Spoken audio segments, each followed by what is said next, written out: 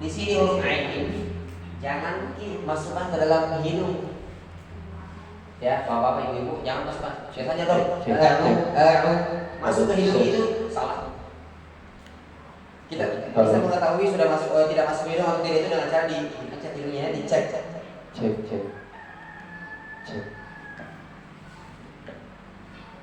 Dengan cara dicek hidungnya, dipencet.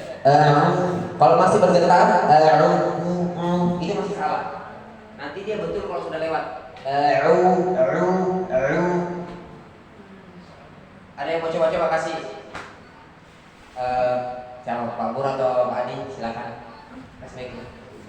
Biar kita tahu mana salah yang mana yang betul. Jadi sekali kita ada daurah ini betul-betul maksimal. Coba Pak Pur. Ta'awud. A'udzu. Lagi. A'udzu.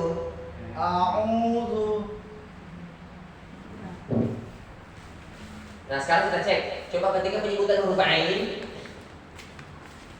ditutup saluran angin lewat hidung. Dua-duanya. Coba. Masih terasa, masih terdengar itu tersumbat. Berarti kurang tepat. Coba lagi.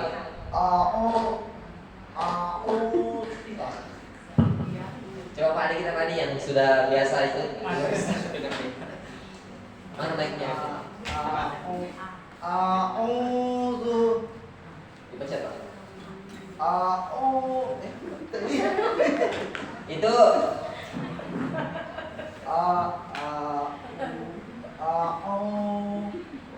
coba dikasih dulu Pak Pur, dikasih dulu Pak Adi Pak Pur ya. A'udzu. Sempurnakan A dulu A. Lagi A. Coba cek A.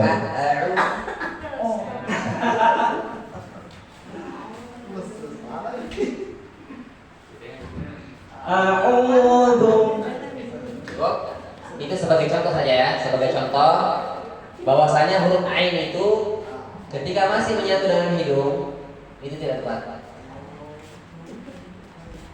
A'udzu billahi minasy syaithanir rajim. A'udzu billahi minasy syaithanir rajim. Ya. Itu jadi apa ya? Jadi kalau sekali percobaan belum tentu langsung betul. Itu butuh latihan lama. Jangan nanti berharap ketika dijawab nanti baru betul. Tidak. Setelah kita tahu di sini teorinya, kita ada PR untuk mempraktekkan di luar terus di rumah, mempraktekkan terus sampai ribuan kali, 1000 kali, 2000 kali baru betul gitu. Wajar.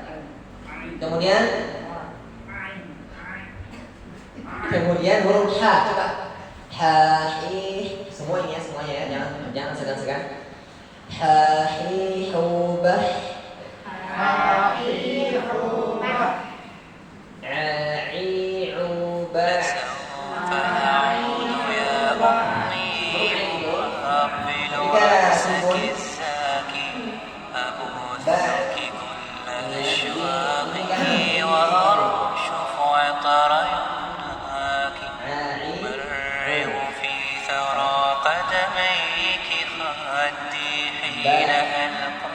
Kalau ketemu huruf ain yang seperti ini, ini tandanya dia sudah habis. Tidak berhenti suara. Ada orang yang ketika menyebutkan huruf ain yang ketika sukun kayak seakan-akan sudah tidak bisa lanjut, seakan-akan suaranya terputus, terpotong. Kalau sudah betul tuh itu yang tidak habis. Jadi itu sudah betul-betul di tengah, posisinya sudah di tengah tenggorokan. Kita latih sampai dapat itu. Kemudian yang paling gampang, yang ketiga ini tenggorokan bagian atas. Tenggorokan bagian atas ada 2 huruf juga. Ini huruf kha dan gha. Yang pertama coba semuanya kha. Kha hi hu ba. Coba Pak Adi. Kha biasa. Coba Pak Pur, yang keras. Huruf kha Pak, huruf kha. Kha hi hu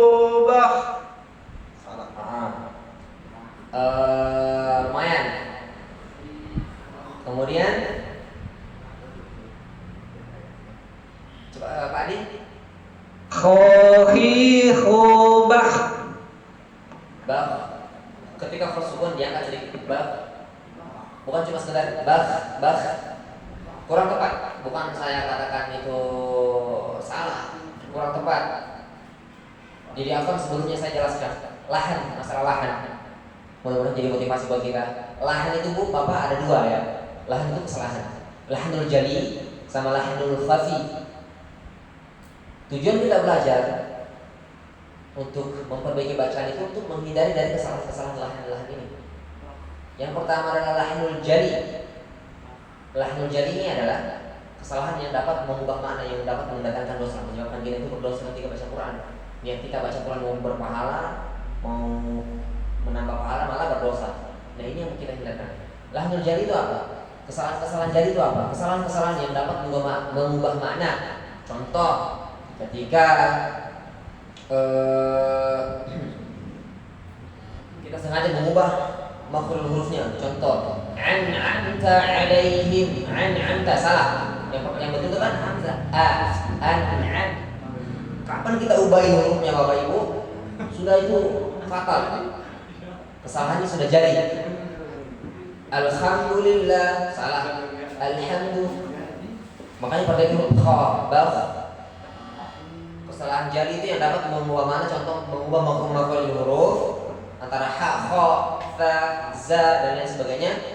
Yang kedua mengubah harakat an'amta diubah jadi an'amtu. Ini dengan sengaja, ini salah. Kesalahan yang dapat mendatangkan dosa. Adapun lahnul jali atau lahnul khafi yang ringan, kesalahan yang ringan ini yang tidak dapat menyebabkan dosa. Contohnya mungkin kita ketika menyebutkan matnya kurang panjang sedikit, kemudian ikhfa'nya kurang ditahan sedikit, atau gunnahnya kurang, itu tidak masalah. Ya, tidak masalah. Kalau lahnul jali ini yang parah yang dapat menyebabkan dosa, yang biasanya orang sudah pada umumnya tahu. Alhamdulillah, alhamdulillah itu diubah menjadi alhamda, mungkin diubah harokatnya, atau alhamdu ha jadi kha, itu yang mendatangkan dosa. Kembali ke dalam huruf hal kha, coba semuanya khafi khubah, ayo khafi khubah. Nah di situ juga harokatnya makhrajnya gha, ghadi ghubah, ayo bab yang bo bukan bo tapi ba, dia kan huruf ba bukan huruf bo. Jangan digabung, ini maksudnya jangan dilebur antara huruf satu dengan huruf yang lain. Jadi setiap hurufnya harus jelas diberikan hak dan mustahaknya. Ini makhraj huruf bagian halq sudah ada 6. Lumayan sudah ada 6. Beberapa menit sudah dapat 6 ya teori. Kemudian yang paling banyak di bab al-lisan. Ya ini. Di sini makhraj huruf yang paling banyak ada berapa ya? Sampai J, sampai J, sampai J.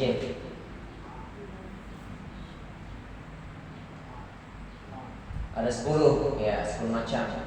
Jadi kita secara tidak usah kalau kita bahas sambil tidak usah terlalu dalam karena masih banyak yang perlu kita tahu. Tapi dulu lagi kita praktek, nanti disuruhkan baca Quran. Semuanya bawa Quran ini ya? Atau sudah ada hafal semua? Dihafal semua.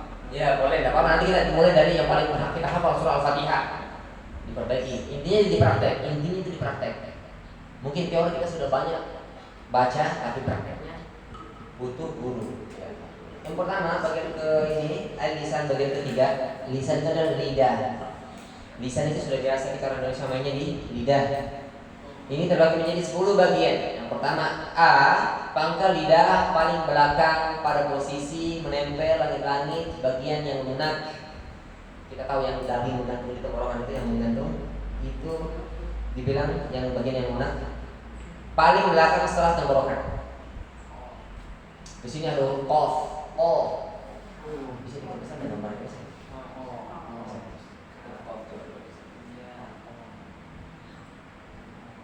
Nah itu huruf qaf, gambarnya seperti itu. Kita lihat ini gambarnya, kita bisa paham gambar. Jadi paham gambar itu sebagian dari ilmu ini. Kalau kita tidak paham gambar, itu sudah susah ilmu kita tangkap. Huruf qaf, pangkal lidah. Saya jelaskan sedikit. Lidah itu kan seperti ini, yang menjulur seperti ini. Yang namanya ujung lidah yang mana? Ini ya ujungnya. Ini ujung lidah. Lidah bagian tengah. Di sini, mainnya di sini, lidah bagian tengah. Kemudian pangkalnya itu pasti di belakang. Pangkal. Nah, di sini setelah kita tahu pangkal itu di sini posisinya, kita ingat bahwa pangkal oke. Pangkal di situ posisinya. Jangan sampai bingung. Di sini makronya huruf qaf yang diminta apa? Pangkal lidah paling belakang pada posisi menempel langit-langit bagian yang lunak. Kita bisa enggak? Coba semuanya. Po.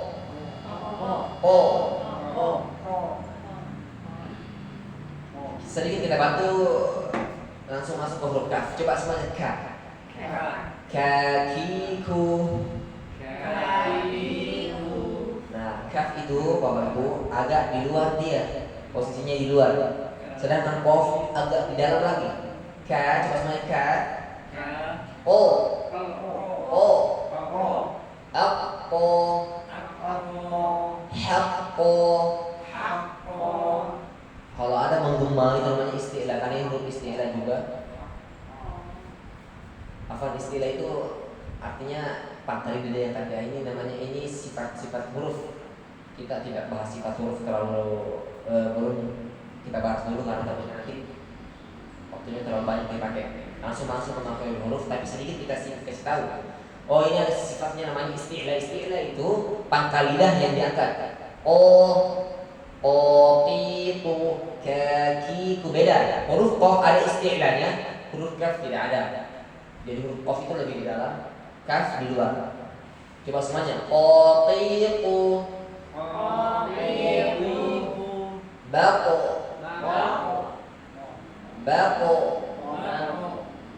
Kakiku.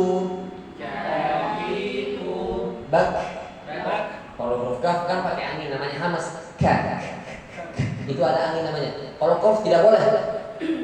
Tidak boleh, salah. Walaupun orang Arab kita dengar seperti itu, orang Arab ketika kita mungkin ada rezeki berangkat umroh atau haji, ngobrol sama orang Arab, mereka huruf qafnya orang awam itu begitu. Ada anginnya. Tapi kalau di dalam tajwid itu tidak boleh. Tidak pakai angin karena sifatnya tidak ada angin di dalam huruf qaf kecuali kaf. Kaki akbar Allahu ak. Kalau qaf tidak ada ya. Itu perbedaan jelasnya di situ antara qaf dan kaf. Jadi kalau kita ajak orang ke anak-anak seperti itu, kalau qaf itu tidak pakai angin, kalau kaf pakai angin, namanya hamas itu angin. Kemudian c, langsung ya.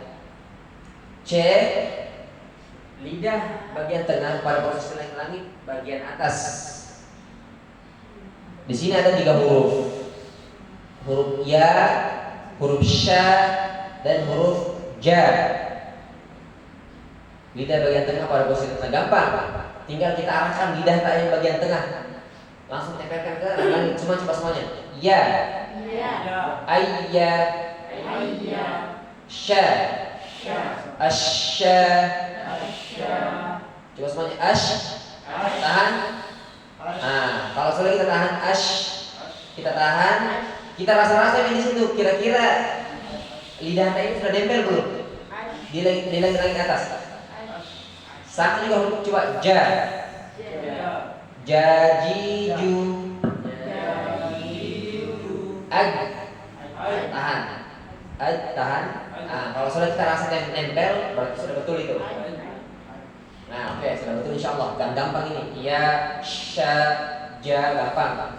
Kalau huruf sya ini ada satu sifatnya namanya tafasyi.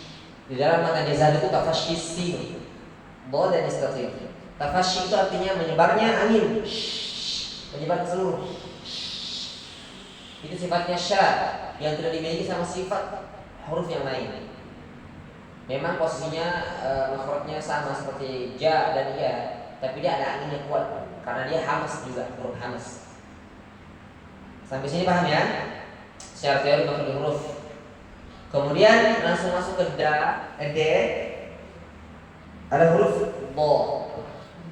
Teorinya, pengertiannya, salah satu tepi lidah atau kedua-duanya, tidak boleh salah satu pilih kanan atau kiri atau kedua-duanya kanan atau kiri pada posisi gigi geraham. Jadi tinggal ditempelkan ke gigi geraham atas, ya, jangan gigi geraham bawah, rusak nanti. Gigi geraham atas, kanan atau kiri boleh dua-duanya. Caranya, coba semuanya. Saya mudah-mudahan tidak bingung dengan teorinya. Secara teori kita katakan seperti itu ya. Jangan sampai kita arahkan ujung lidah kita yang disentuhkan ke gigi geraham jauh sekali. Ini kan lidah. Jangan sampai ujung ini kita sentuhkan ke gigi geraham itu jauh sekali. Yang cukup kita sentuhkan itu ini, sisi ini. Tempelkan ke atas, kanan atau kiri, boleh dipilih dua-duanya. Coba semuanya. L. Tahan. L.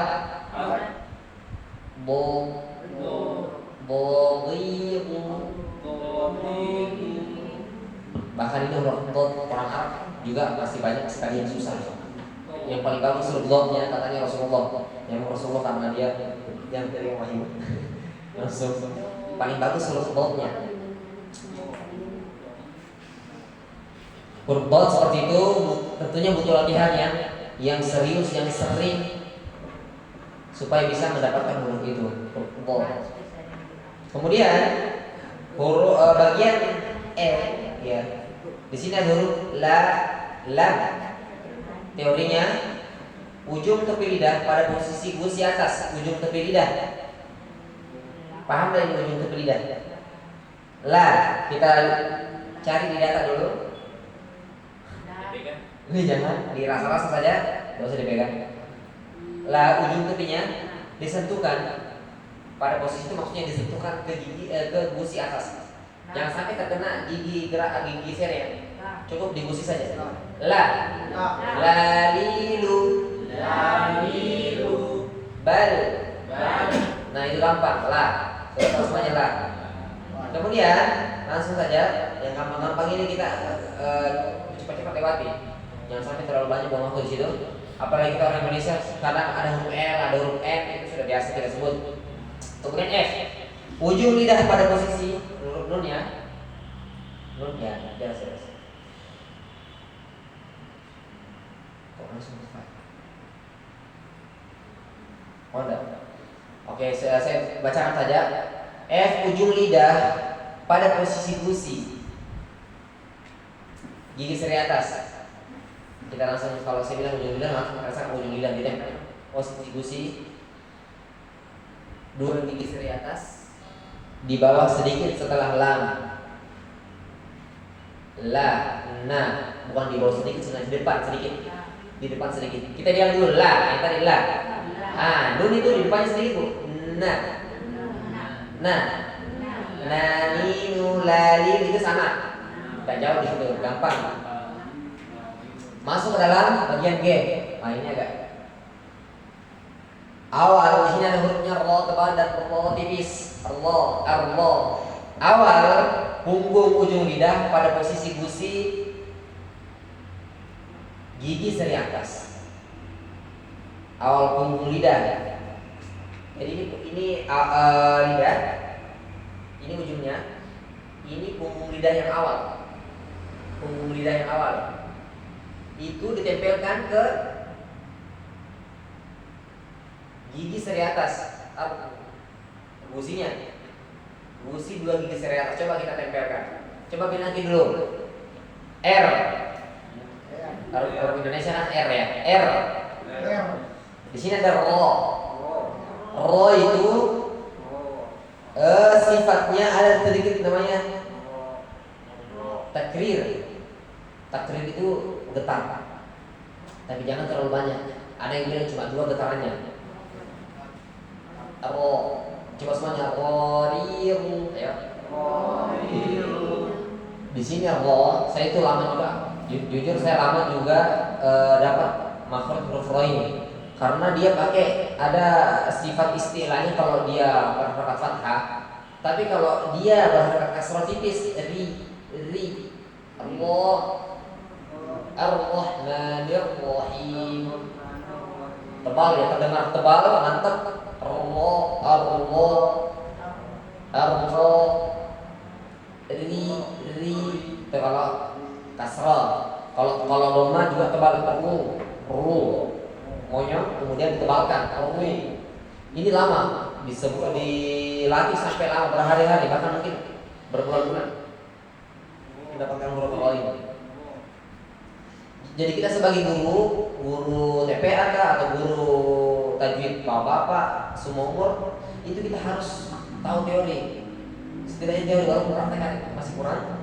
Kita tahu, oh di mana. Ketika ada guru yang tanya di mana makhrajnya huruf roh, bisa kita jelaskan. Ya, bisa kita jelaskan walaupun mungkin secara praktek masih kurang. Adapun praktek kita harus senantiasa berusaha, jangan berhenti. Kemudian ha, di sini ada huruf ta, da dan to. Punggung ujung lidah pada posisi pangkal dua gigi seri atas. Sama, coba semuanya tadi itu ya.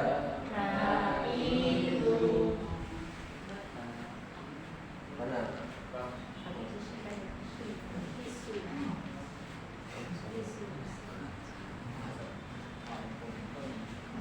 Ini jangan dipikir berat. Angkat gampang biar nanti masuknya gampang ke kepala. Huruf ta sama dal sama huruf o. Ta, da sama huruf o. Makhrajnya di mana? Punggung ujung lidah pada posisi maksudnya itu ditempelkan ke dua gigi seri atas. Coba semuanya. Atta. Tahan at. Kemudian dadidu. Coba da. Dadidu. Coba Bu. Dadidu. Bukan dadidu. Jadi ini huruf dal ini lembut. Dadidu itu kurang tebal. Da jangan terlalu tebal. Da. Dia cuma sedikit. Dadidu. Lembut ya, agak lembut. Alhamdu. Jangan alhamdu terlalu banyak, ditempelkan terlalu banyak. Yang diminta sini punggung ujung lidah sedikit saja. Pada posisi pangkal gigi seri. Jadi sama kayak to, coba semuanya. To.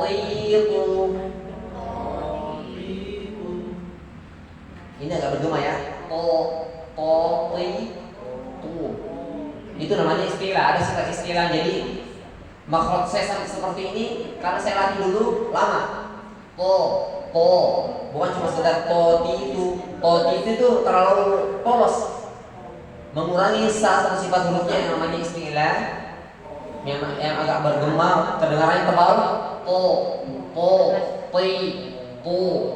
Nah itu yang diminta. A'udzu billahi minasy syaitonir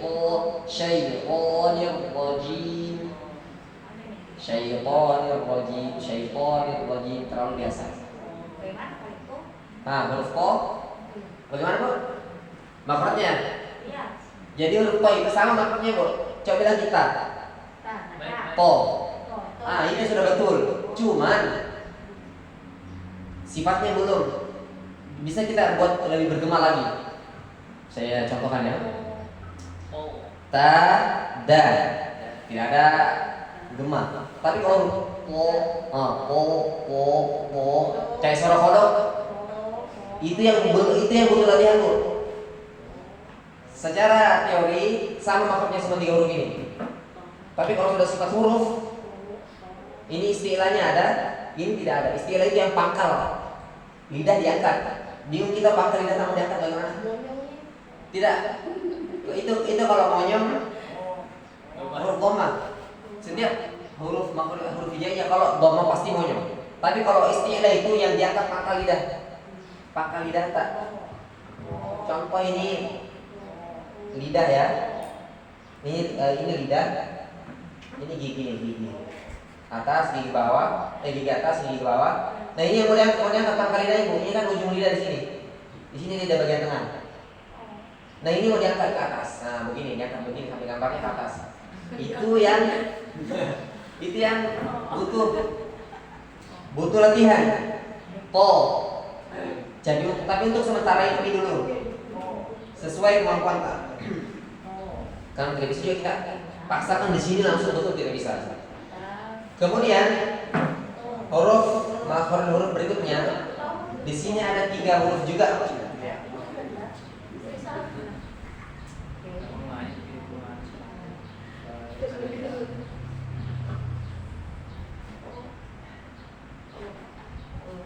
Huruf sa.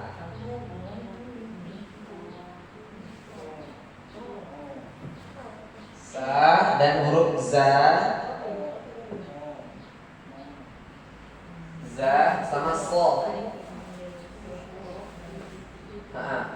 Sa, za, so. Di sini satu makhraj ya. Ujung lidah pada posisi gigi seri bawah, lalu di suara keluar melalui celah di antara dua. Coba semuanya sa. Gampang. Nah, kita biasa itu orang Indonesia sudah biasa menyebutkan. Kemudian so. S kalau ini kan pakai A. Ya, pakai A. Kalau ini pakai O. Sama-sama semuanya kalau Indonesia pakai S. Sa, coba. So. Bedanya di sifat lagi sekali lagi di sifat atau huruf. Di sini istilah kayak ini. So, po, vo itu terdengar bergema, terdengar tebal. Karena memang ada sifatnya di situ. Tapi kalau kita sementara ini mampunya cuma bilang so, enggak apa-apa, itu dulu kita ajarkan. Yang penting makhrajnya sudah betul di situ. Makhrajnya so sudah betul. Kemudian za. Indonesia ini begini, z dan za. Zazizu baz. Ada yang terkenal dengan huruf ini? Bisa semua insyaallah ya. Kemudian huruf berikutnya yang 3 macam, yang terakhir ini fa, ba, dan gho. Ini kita perlu waktu masih banyak kan masalahnya. Fa, ba, dan gho. Nah ini, coba semuanya. Fa, tu, ayo. Ini angin sama kayak sa, pakai angin. Makhrajnya punggung ujung lidah pada posisi menempel di ujung lidah. Tempelkan coba. Begini. Punggung ujung lidah. Fa, ya. Kalau sudah banyak ini pakai itu. Tu, ayo.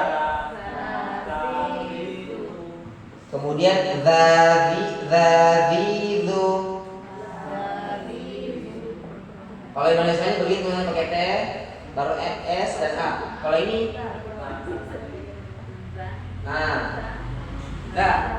dilebur atau huruf D dan huruf Z dilebur. Tipis zabidu. Yang terakhir, wo. Coba bilang juga biasa kemudian wo. Sudah betul itu. Makhrajnya secara makro sudah betul.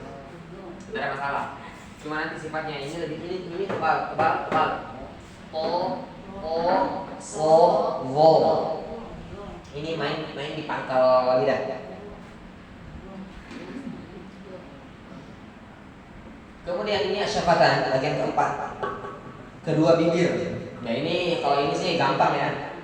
Kita sudah biasa menyebutkan huruf fa. Jadi makhraj ini terbagi menjadi 2 macam. Di sini ada yang pertama bibir bawah bagian dalam. Bibir bawah bagian dalam pada posisi menempel 2 gigi seri atas. Coba semuanya. Afa. Lihat, diingat gigi seri atas tak? Disentuhkan ke bibir bawah bagian dalam. Begitu. Keluar ya, kelihatan giginya. Itu yang betul. Jadi kalau ada orang yang sebut fa, dia cuma main angin, tapi tidak kelihatan giginya itu kurang. Salah. Harus pakai gigi seri atas. Fa. Kuat.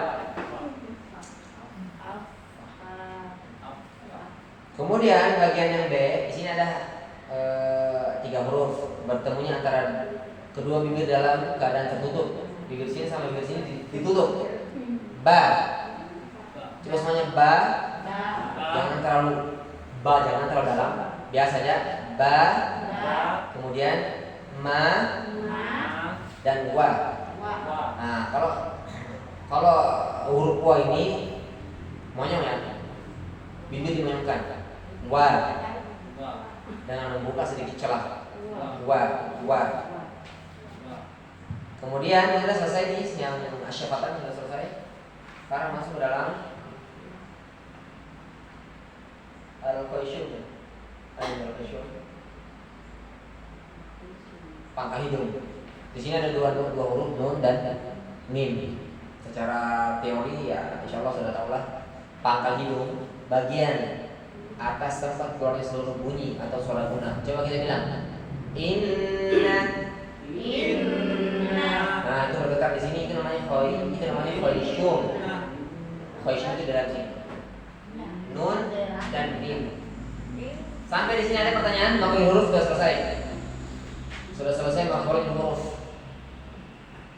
Itu huruf ko. Bagaimana posisi mulut? Apakah di mana atau di mana? Ko. Kalau huruf kof, kalau monyong kan pasti begini kalau monyong. Kita bisa tidak sebutkan huruf kof ketika monyong? Tidak mesti. Jadi bukan fokus ke mulut. Huruf kof ini huruf lisan. Sekali lagi tadi huruf lisan. Mainnya di pangkal lidah. Biar tidak monyong. Tipu. Kecuali dhamma. Sekali lagi kalau dhamma semua huruf monyong. Ada lagi yang mau bertanya, silakan bertanya. Jangan sampai nanti di luar baru bingung. Kemudian sekarang kalau dalam buku ini mungkin ada yang punya, ini ada latihan-latihannya. Bahkan di sini ada juga ditulis sifatul huruf yang tidak mempunyai lawan dan lain sebagainya banyak.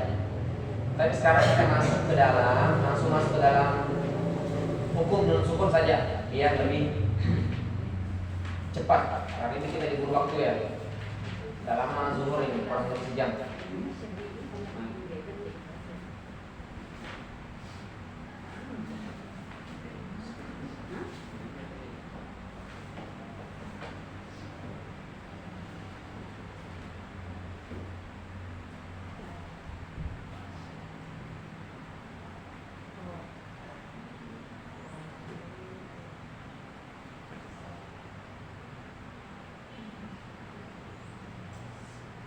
Cuma tadi dia.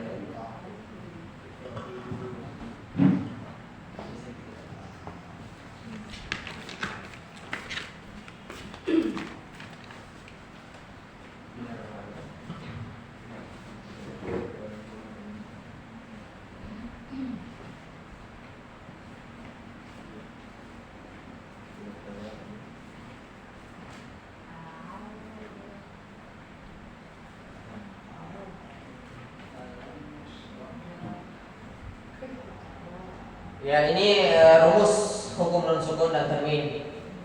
Mungkin kita sudah ada yang sedikit kita ulang lagi sedikit. Jadi di sini ada namanya izhar, halqi, izhar itu artinya jelas.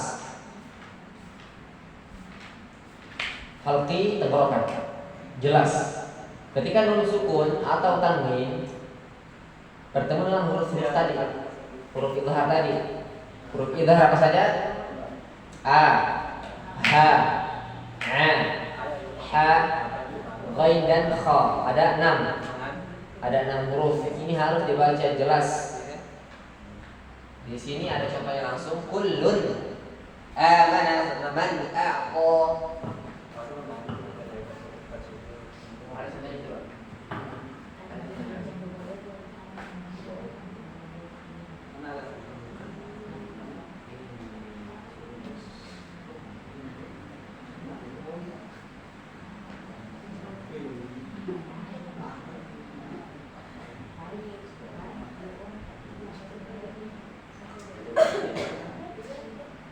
Contohnya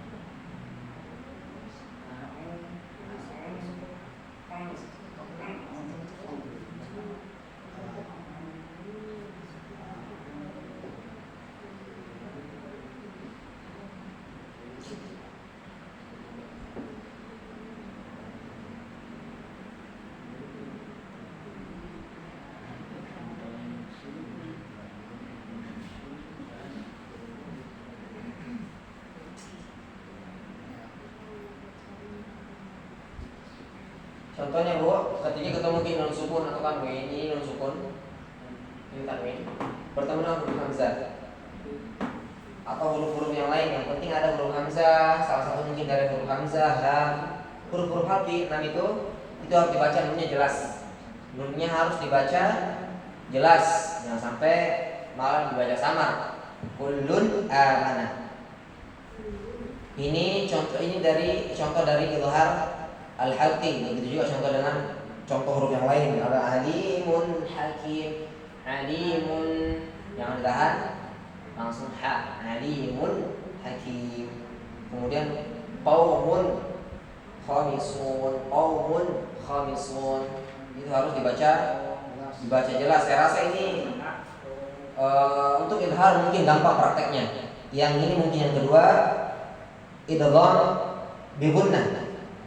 Idgham bi gunnah pengertiannya ya. Apabila nun atau tanwin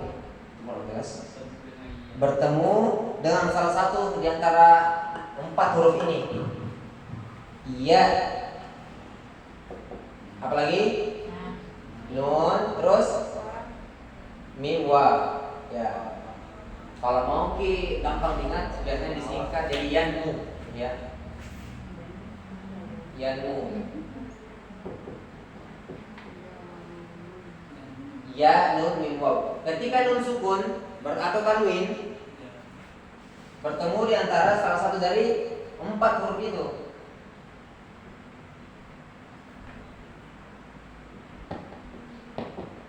Nun sukun atau tanwin. Ketika bertemu salah satu itu, maka cara bacanya diidghamkan. Apa itu idgham? Idgham itu dimasukkan, langsung masuk. Ya. Dimasukkan ke dalam huruf berikutnya dengan tempo gunnah yang dipanjangkan.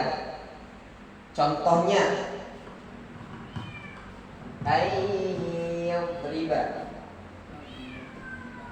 an. Nah, ini kata nun sukun bertemu dengan huruf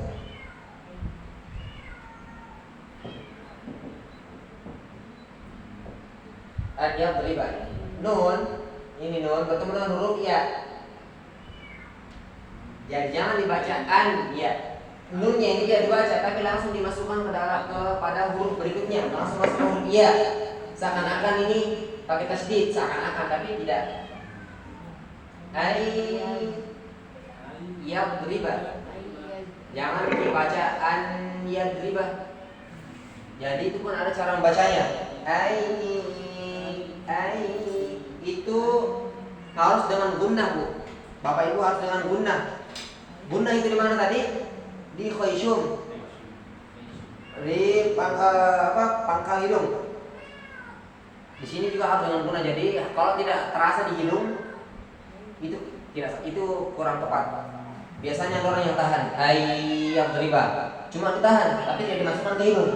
Itu salah. Jadi contoh ya'mal, kedengarannya sudah ditahan, ya'mal, tapi dia tidak fokuskan ke hidung. Itu juga salah. Cara mengetahui dia itu sudah masuk hidung atau tidak, dipencet hidungnya. Kalau sudah bergetar, itu sudah betul. Tapi kalau ya'mal, itu salah ya. Secara praktek seperti itu.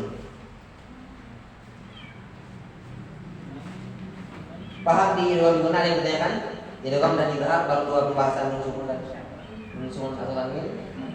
Paham semua nih? Kalau ada yang tidak paham segera ditanyakan supaya nanti keluar dari sini sudah dalam keadaan paham, bisa ditransfer ilmunya ke orang lain.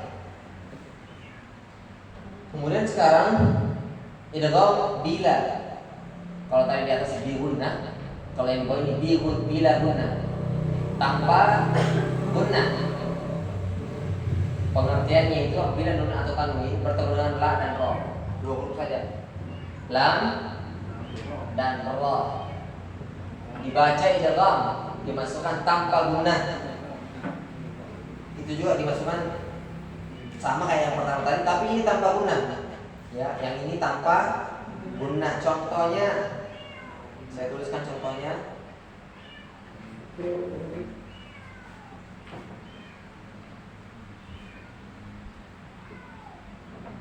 Contohnya di sini musaddiqan lima. Musaddiqan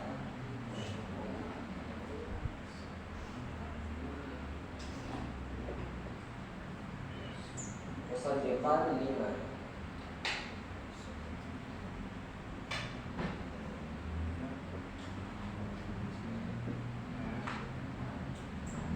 Di sini ada tanwin bertemu dengan huruf lam.